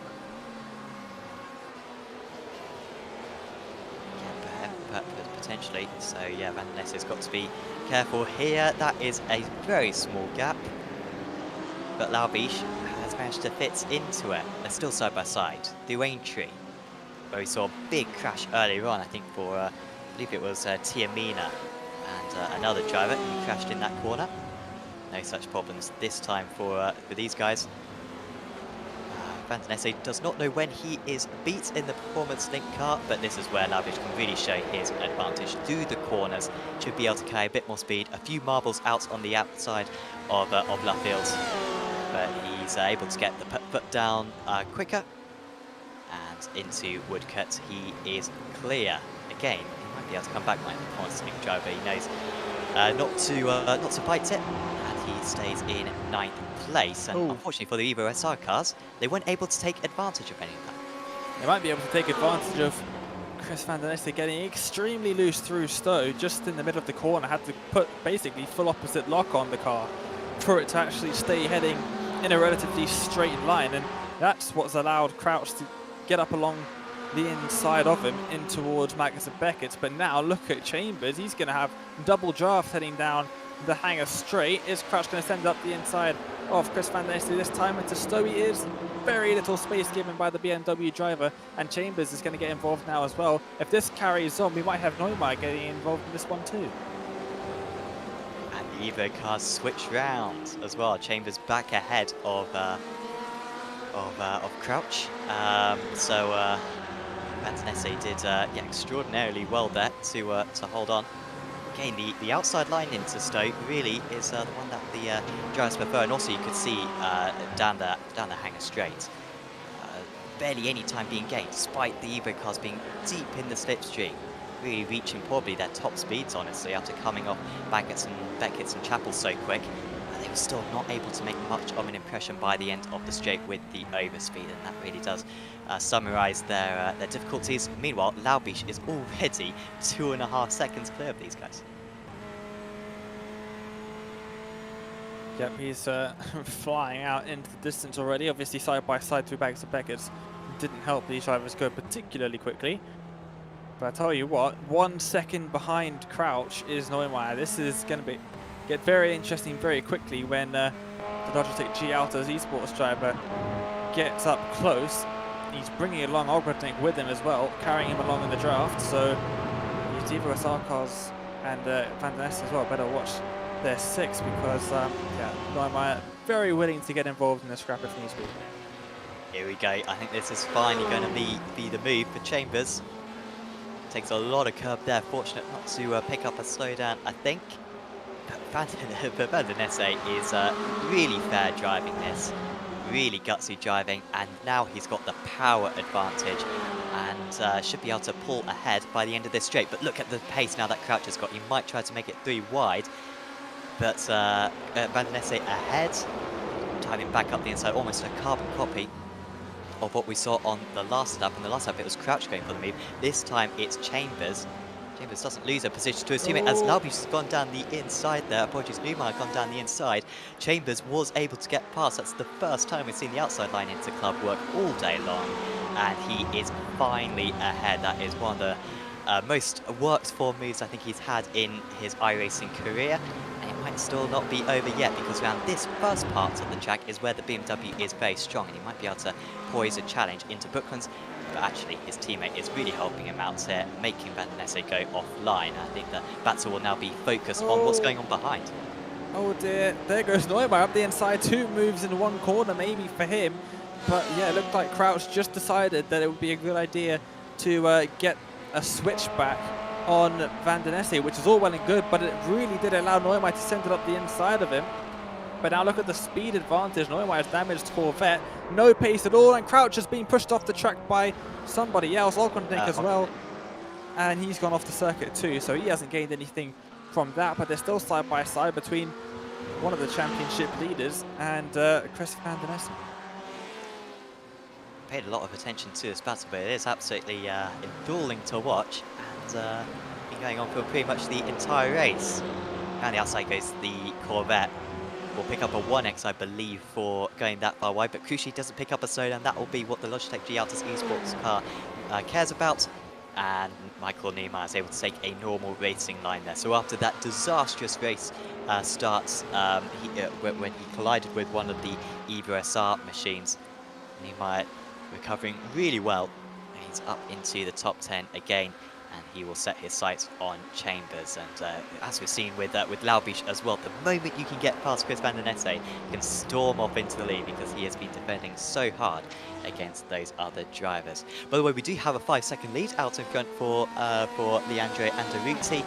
Still up ahead there and still lapping faster than Binglen. So fairly even between those top two drivers. Lee in second place, Powell in fourth, and Hutchinson in fifth place. But really not too many changes. Maybe Brown and Hutchinson could change, and this one could also change. Dean Powell versus Nicholas Laubish. Powell having a quiet race, honestly. He is down 1 place from where he started, albeit he did gain many places in lap 1, so he's been overtaken a fair few times. And I think this will be another car which streams on by him here into Brooklands. Yeah, up the inside goes Laubish up into 7th position, and no defense whatsoever from Powell, who's probably just going to sit back and try and get carried by Laubish using the draft up to Brown in front. 5 seconds is the gap there, but interestingly, we saw the graphic up on screen for a moment as they crossed the start-finish line. Laubish is gaining, on average, half a second a lap to Andretti up in 1st position. So, while that's not nearly enough to make a move, or maybe it might be if he keeps on extending track limits at cops like that, but while it's not nearly enough to catch up to Andretti, he's got a pretty good chance of catching up to Brown, who is around 4-5 seconds up the road, and that's definitely going to be his next target. That's around the spot where we thought he might be able to get back up to. Sam, around about the middle of the top 10. Yeah, and since, I mean, even when he was down in 10th place, I think he was 24 seconds back. He's now only 22 seconds back, so he's had to overtake a few drivers, and yet he's still been able to close the gap. Real great chance at the double, but you know, it was an instant that he couldn't really do anything about, and honestly he did superbly not to pick up more damage. But very lucky as well, because I think a couple of cars merged into him on lap 1, where he had to screech on the brakes with Nicholas Laubish, but he avoided too much damage, and still going to get some decent points. Once again, thanks to Wave Italy for sponsoring this series. This is the Wave Italy Apex Racing League GT Championship. Huge thanks to them for offering some super prizes for the top runners in the Pro and Am Drivers Championships, and also supporting the series as well. Wave Italy providing some of the most comprehensive driver simulator coaching in the world, along with designing their own wheels and pedals, with the mission of recreating the real-life driving experience, and they use real-life data to make that connection between the sim world and the real world. They really want to make you feel like you are driving a real life racing car, and by visiting waveitaly.com you can have a look at their fantastic driver base in Verona and gain some insight into the process of designing their peripherals. Wave Italy are providing this season's Pro Driver Champion with a choice of the Wave Impetus Imola or Wave Impetus Monza sim pedals in a colour of their choice, whilst the Amateur Driver Champion gets a half day of coaching at the Wave Italy Professional Training Centre in Verona. You viewers can also get a 5% discount on Wave Italy products by visiting waveitaly.com and using the promo code APEXRACING5 at checkout. Huge thanks to Wave Italy once again for supporting this series.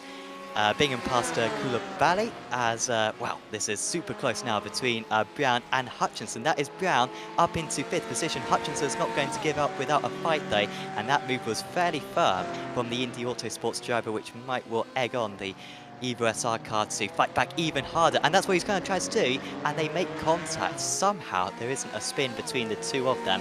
Brown is ahead, but these are going to be a few very tense corners on this next lap.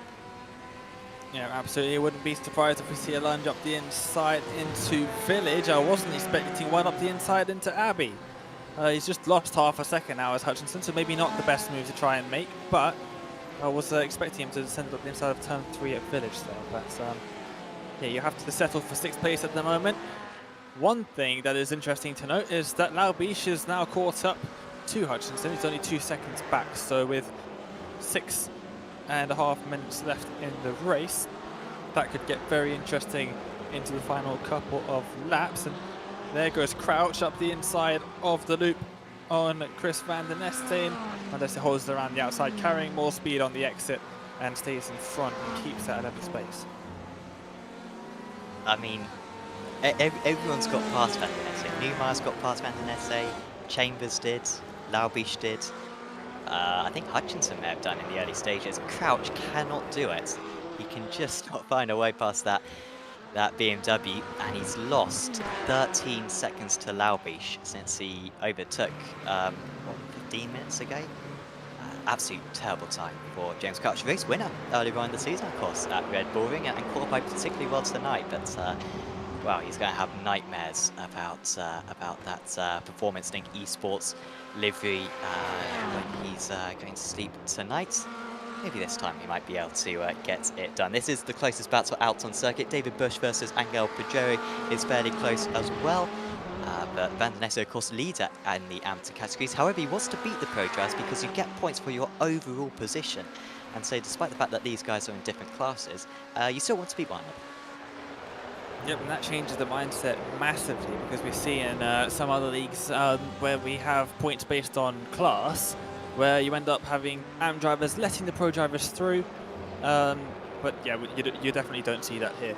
Absolutely not. They want every point they can get.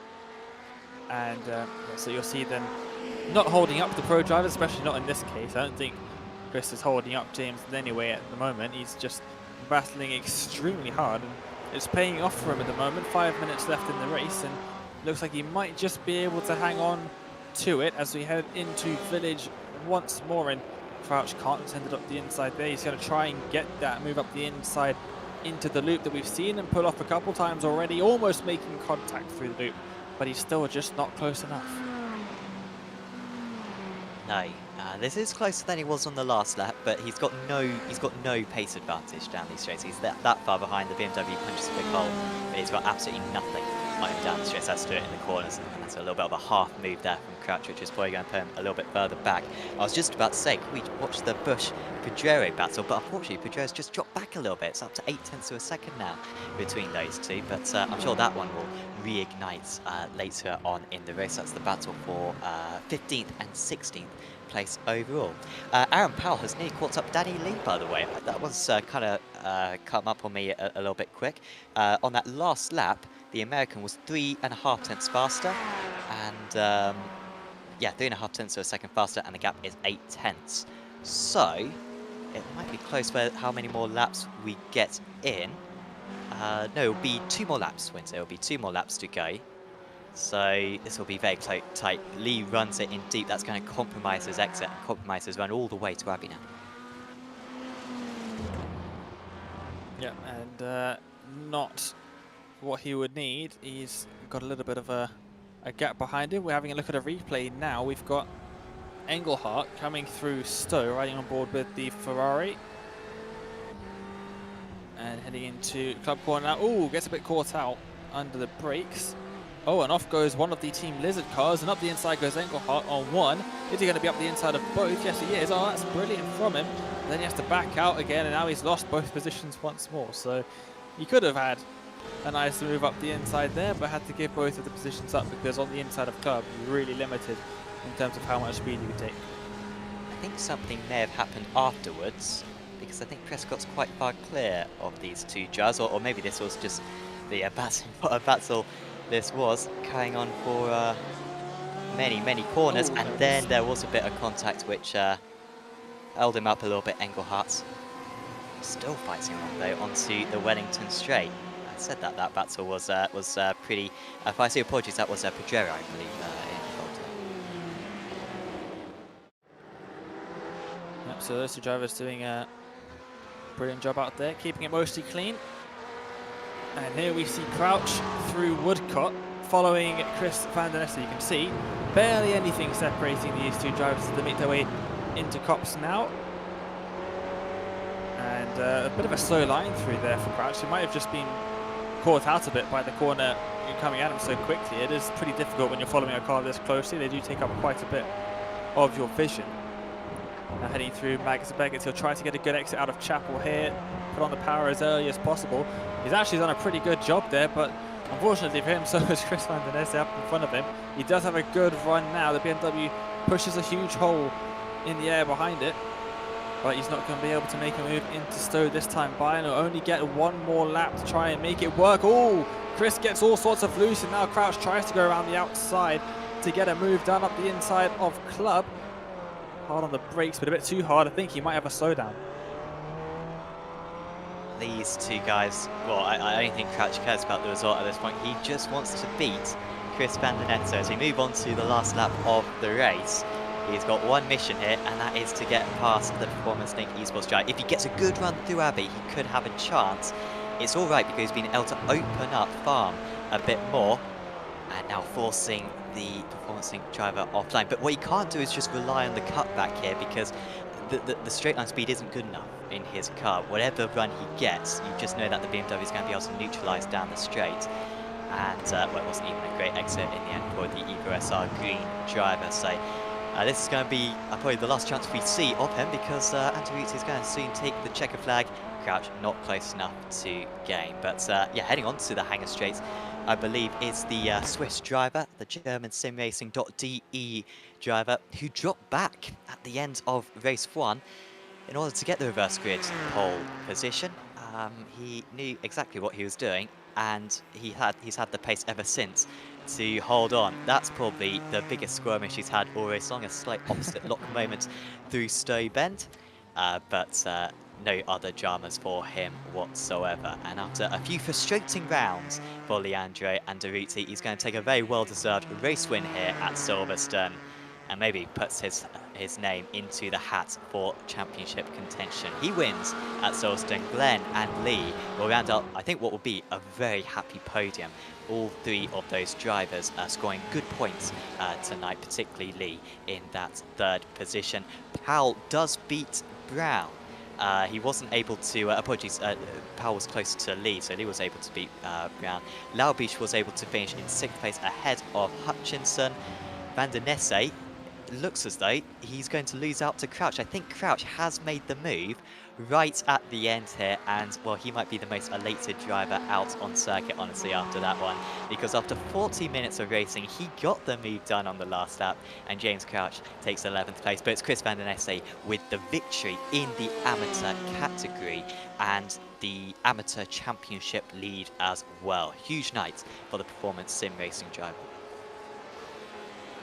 Absolutely, and we just saw, as we were watching Andaruti across the line, and just saw a timing tower up, Crouch popped into 11th place there. It was before Magnus and Beckett's, or right at the start of Magnus and Beckett's was the move, so probably down in towards Cops or just after Cops. So probably a pretty good move being made there as we look at one of the last remaining battles on the circuit. Bingham, who has got Tingy just in front by about half a second, but probably won't be able to get past in this last corner sequence. Takes a nice big chunk of sausage curb as well on the exit, and it gets a bit of damage to the car for good measure, but comes across the line to finish 17th.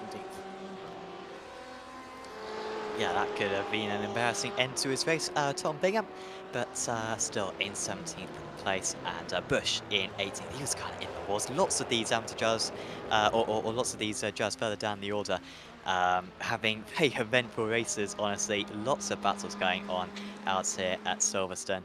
Whilst now then we're really going on for the race lead, still a really exciting evening of racing. And we should be able to bring you your final race results then for race 2 of the evening. Of course, in race 1 it was Nicholas Laubish who was able to take the spoils, but in race 2 it was all Leandro Andaruti ahead of Vinglen by 6.1 seconds. That gap actually came down by about 1.5 seconds on the last lap. Andaruti in a world of his own, honestly, but good result there for Vinglen, really showing just how quick the young driver is. Danny Lee finishes in 3rd place, and that's probably his best round of the season. Only qualified, I believe, down in 8th position for race 1, but he might end up being the highest point scorer tonight because he had 2 consistent results out there. Aaron Powell, championship leader, probably extending his championship lead, honestly, tonight with that 4th position. Tom Brown was in 5th position, then it was Nicholas Laubish with a great drive through the field after coming to a halt at the start of the race. Mark Hutchinson was in 7th, then it was Dean Powell, Matthew Chambers, and Michael Newmeyer, who also had to come through with damage to 10th position. James Crouch finally beat Chris Van den Esso. Van den Esso, though, being the amateur race winner, and like I've said a few times, the amateur championship leader after tonight. Stephen Broomfield was just behind him. Then it was Chris Prescott, who came over some controversy to finish in 14th.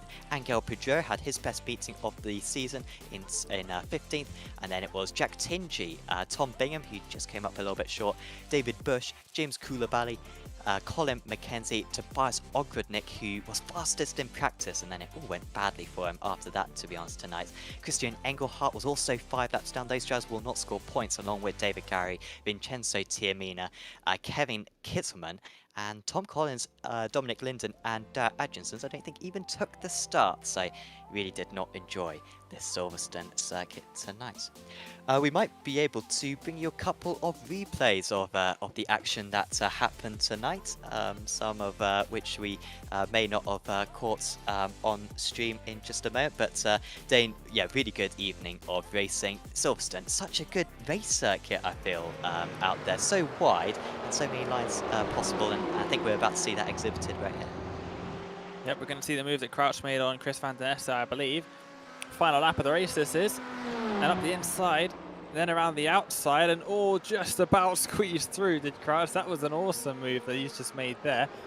Basically no space given by Chris Van den Esso. Of course, you wouldn't want to give very much space if it's on the last lap of the race. But yeah, brilliant move there from Crouch to move himself up into 12th place, I believe it was at the end, or maybe it was 11th at the end. But here comes Van den Esso trying to go up the inside at the end, but there's no way Crouch is just going to give that place right back after he spent basically half of the race trying to take it off of them. Yeah, definitely. As we also see a replay then of what happened to Nicholas Laubich. I don't think we caught this on board earlier on. He sees the smoke immediately on the bits, and you can just see a slight thud there into the back of his car. He did get a couple of hits, and then also you can see with the rear view camera that the drivers have, a driver I'm sure merged through him, kind of opposite netcode there, honestly. That could have been, you know, rear suspension damage there, Dane. So whilst he can feel a little bit sad and a bit unlucky there, Nicholas, at the same time, it could have been a lot worse. Yep, and netcode takes away more often than you see it giving someone luck, because that was netcode being extremely kind to Laubich and the other drivers involved in that as well, because yeah, they went straight through him. Basically half the cars overlapping at that point, and that could have ended extremely bad. Usually it's when they're half a car's width away from each other that you see them making random contact. No, that time it was netcode saying, oh, nah, they're not touching. It's fine, we'll just leave them as they are. And very luckily for Laubich, who ended up getting all the way back up into a very respectable position. Yeah, so good points for him, and yeah, we'll close the gap at least to the second place man in the championship tonight. Michael Newmeyer will be fairly even with Powell, but yeah, probably also getting some places there, because a race win in this series is a lot of points on offer. So that was a really important race one for him, and maybe the favourite heading into Hockenheim in a fortnight's time. We're going to be able to get an interview, I think, with him now. Nicholas Laubich joins us in the commentary booth. Nicholas, congratulations out there. Your pace was immense tonight. We haven't seen that pace really since qualifying at Watkins Glen. I mean, what was different tonight? Yeah, I don't even honestly know. I think I was just pretty well prepared. I found a good setup in the 2 hours practice beforehand, and I was just feeling pretty confident, even though the setup had some very oversteery corners, if I can say so. But in the end, it worked out perfectly fine, I would say. We were saying earlier on how this is quite a tricky track to set up the car, because you want to be fast down the straights, you also want to be, of course, fast through the long radius corners as well. Was that kind of tricky to find the balance there? Yeah, it is of course very hard. You have a lot of long corners in which you really have to obtain that top speed and also a lot of straight. So it's extremely hard to somewhat get a car which is fast and also pretty good balanced. So you can drive over 40 minutes without as many incidents. But yeah, I don't think it was that hard really to get a decent setup for it, because there are a lot of other tracks which also would suit the same sort of setups. Talk us through the race 2 start, because I've never seen a race car stop so quick in my life, honestly. Yeah, I really didn't know what to do there. Matty and Michael in front of me just got together, and I saw that Neumeier spun, but I didn't really know where to go, because I knew that the car is either gonna go to the left or to the right, and I was basically right behind it. I didn't really had any chance, so I really needed to do a full stop, and then I just looked in the mirror and I saw a lot of guys just full throttling it through there. And luckily netcode was on my side this time, and 2 or 3 guys were going straight through me. Otherwise, yeah, I would have been gone, definitely. Absolutely. And your pace in that race too, despite maybe a little bit of damage on the car, was absolutely superb. That must bring you a lot of confidence heading into the rest of the season, that you got the pace to make up that little championship deficit that you've accumulated so far. Yeah, to be honest, in the last 2 races I had a lot of problems with the car because of an iRacing update where the car just was extremely oversteery compared to beforehand. So I really just needed to find something in the setup, and now I think I really found it, and I feel extremely confident again. And yeah, I'm definitely going for the championship again. But yeah, if Aaron also has a great pace every single race, it's going to be extremely hard for me to somewhat gain some points on him. Well, we're really looking forward to the 3-way battle, it looks like, between you guys in the championship, with of course Niemeyer up there as well. Is there anyone you'd like to give a shout out to, Nicholas? Yeah, of course, to all our sponsors, Urano, Huawei, HP, and Heineken Media, and of course to my father. He's watching all of my races. Awesome. Well, thanks for having a chat with us, Nicholas, and congratulations on tonight. Thank you. Nicholas Laubish there, your race 1 winner, and 6th place in race 2, your highest point scorer as well tonight. Who are we going to have a chat with next, Dane? Well, I think the next person that we can take a chat to is probably going to be race 2 winner, Leandro Andretti. So let's bring him in here for a chat. Leandro, can you hear us? Yeah, I can hear you. Well, that's sneaky tactics at the end of race number 1 to just drop back and take reverse grid pole seem to work wonders for you today. Yeah, I was thinking about it because I already had the penalty for race 1, so I was thinking about just finishing around P16, a bit ahead. And then I had a bit of damage in the first race due to contact with my teammate. A bit unexpected to hit him, but that was this. And then I was like on the last lap, I was like, okay, just try it. And yeah, it worked out beautiful for me.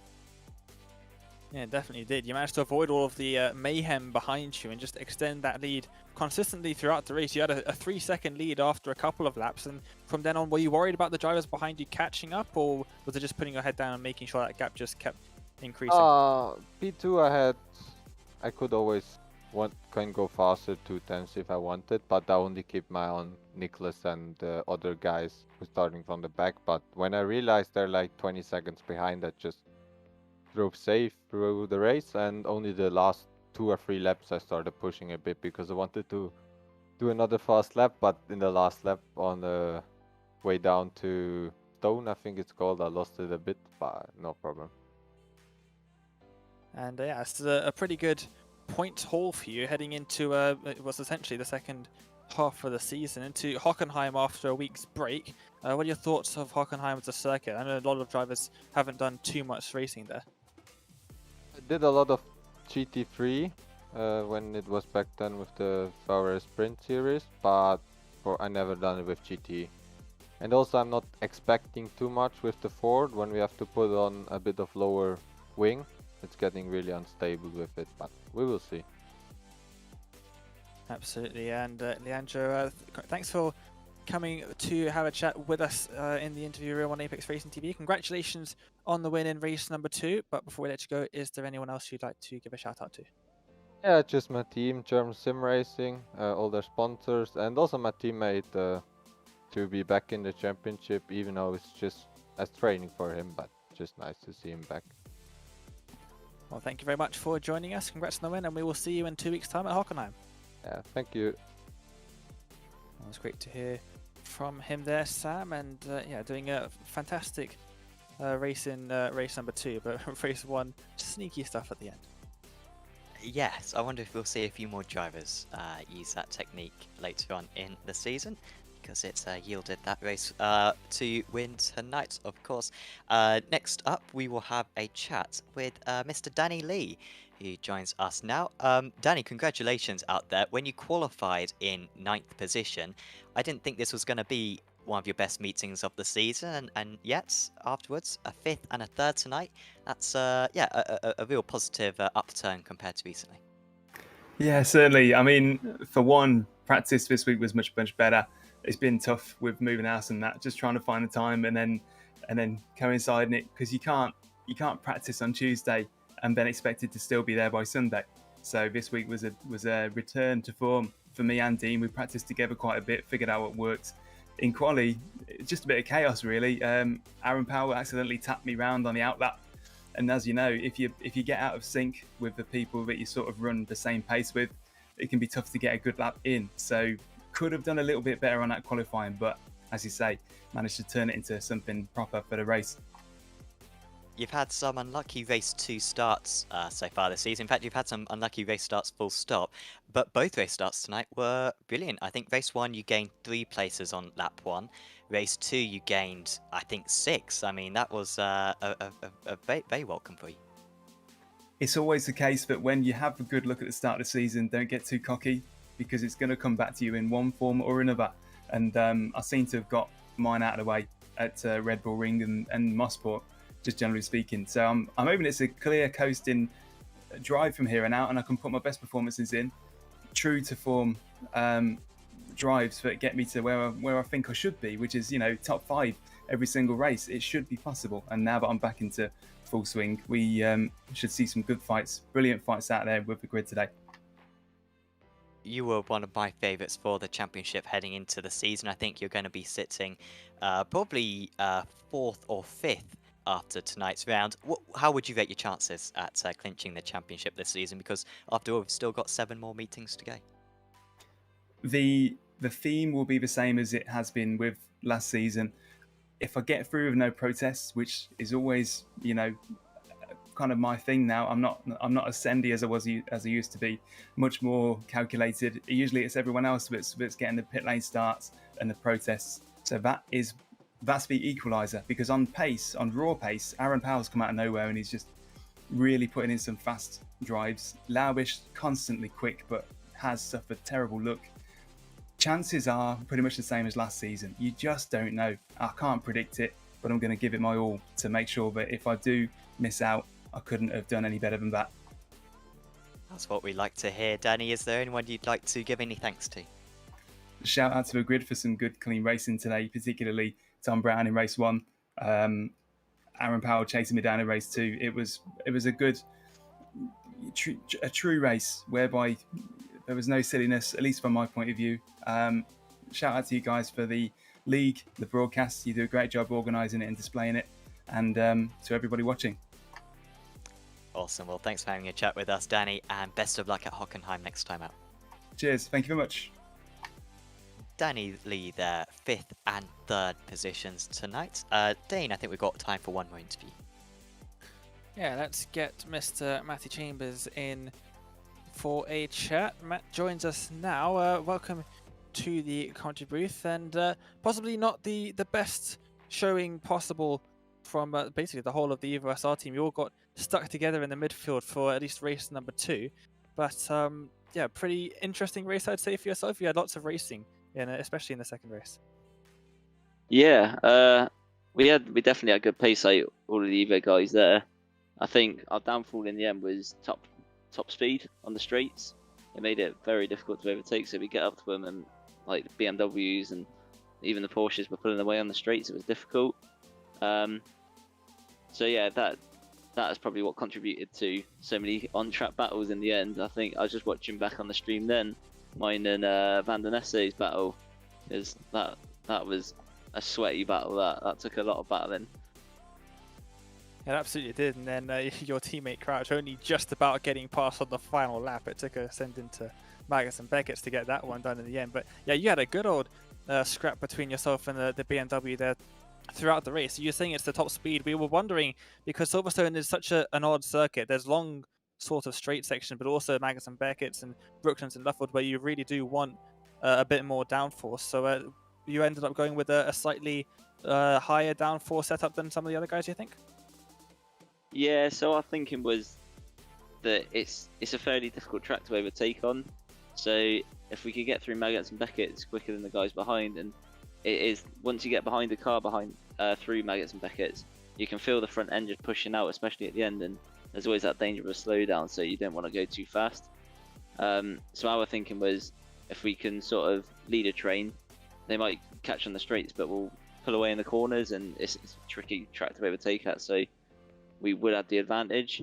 Obviously, second race is a different story when you have your reverse grid, so it made it a lot more difficult to actually pick our way through the field. I think Aaron did the best at it. He managed to get up to 4th in the end.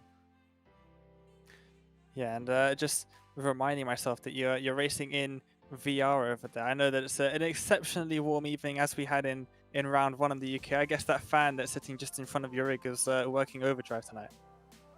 Yeah, I feel like it's blowing hot air now, so I've got like I had a tissue next to me that I was just literally, but after the first race I had sweat literally dripping down the lens. It was getting in the way at some points because it was just like a proper bead of sweat instead of it just steaming up this time. So I had to wipe it all down, and then second race obviously within 10 minutes it was doing it again. So it was a tough one. It was probably one of the sweatiest races I think I've ever had on iRacing. Yeah, definitely not ideal in the heat. It's just as bad for myself in the commentary booth, but I can imagine racing, then it's a completely different story, especially in VR. Well, Matthew, thank you so much for joining us. Congrats on the decent result and a fantastic race that you had in race 2. Good old battle with a couple of the other drivers out there. But yeah, before we let you go, is there anyone you'd like to give a shout out to? Yeah, first of all, Aaron, because Aaron Powell, he created that setup for that car, and it felt very nice. And then all the rest of the Evo guys, John Tressida particularly, because he can make it tonight, so hopefully he'll be back soon. And then obviously you guys as well for putting on a good show again. So cheers for that. Well, when you keep racing with Chris Van Der Nest the way you were tonight, it makes our job a lot easier indeed. Well, Matty, thank you so much for joining us, and we'll see you in 2 weeks at Hockenheim. Yep, cheers. See you later. It was great to hear from him, Sam, and yeah, really good race that those guys had up in the midfield. We basically sat and watched that for the entire thing. It was awesome racing between them. It was, and I really thought they'd be passed quite quickly on. I was anticipating a lot of moves, which actually took a while to really get going. Those Evo cars struggling, as Matthew was saying, to have the straight line speed. But yeah, some absolutely fantastic battling. Of course, next week, Dane, we head to the Hockenheim ring for the first time in this. So it's not next week, sorry, next round.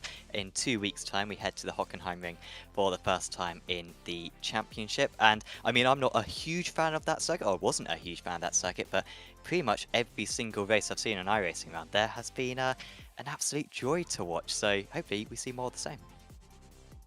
Yeah, when I was, before I joined iRacing, I hated the circuit on the old F1 game. So when it came to iRacing, when it was announced it was coming to iRacing, I was like, I probably won't buy it really, unless I have to do a broadcast there. I did end up buying it for a broadcast, and the racing was absolutely insanely good. So I ended up doing a lot of races there in a GT4 cars in particular, and it's an absolute blast to drive. It's really, really good for overtaking. And yeah, it should be a fantastic round. Very wide, similar to Silverstone, but much easier to overtake, although you do have that hairpin, which invites sending it up the inside, and then you realize, oh wait, this is an extremely tight corner, and yeah, it's quite difficult to get around there too wide. But the rest of the circuit is really good for overtaking, and we should have another great race there. Yeah, I think so. On lap 1 in particular, that turn 6 hairpin can be a massive problem for the drivers. Of course, we saw an impressive performance from Nicholas Laubich tonight, Dane. Do you think he's going to be able to keep that up at Hockenheim? Because, as you were saying, it's a similar circuit to this Silverstone. Yeah, it's tricky because you have got the sort of middle and last sectors where you would want a bit more downforce, and the first sector is basically entirely flat out with 2 braking zones. So it's another tricky circuit to set up for, but it should provide some good racing. I think top speed is going to be necessary here because, or at Hockenheim, because yeah, as we saw with the Evo SR cars and Chris Van Der Nesse today in race 2, without the top speed, it's very difficult to get past someone, even if you are quicker over a racing lap. So it's going to be a very interesting race, but I'm worried about turn 1 a little bit because some of the races I've seen there, turn 1 has caused a bit of issue, and if we have anything like what we had today in race 2, then it could take a couple drivers out of the race. But most of the time the drivers keep it clean, so hopefully that won't be an issue. Yeah, should be a great one to watch. Of course, that will be live on Apex Racing TV in a couple of weeks' time, exactly the same times as we had tonight. Same format as well, 25-minute race 1, 40-minute race 2, as we embark on the second half of the season, certainly the second part of the season. There are constantly broadcasts going on Apex Racing TV. We're closing off here, but you can quickly head over to the IGP Fun because that's still got about half an hour to go. That's a super fantastic series. Lots of drivers on the grid for racing there and a super competitive grid as well. So I recommend checking that one out also on Apex Racing TV, whether you're watching on YouTube or Twitch. Of course, if you've enjoyed the stream, do leave a like and also subscribe to our YouTube channel and follow our Twitch channel as well, so you can catch whenever we upload a broadcast. Of course, also check out our social media channels as well on Twitter, Instagram, and Facebook. Once again, big thanks to Wave Italy as well for sponsoring the series, along with Apex Racing Academy, and for offering some superb prizes for all the drivers in the championship. We'll be back with you then in a couple of weeks' time for round 6 of the Wave Italy Apex Racing League GT Championship. But for now, the race winners tonight are Nicholas Laubich and Leandro Andaruti. We'll see you in Germany in a fortnight's time.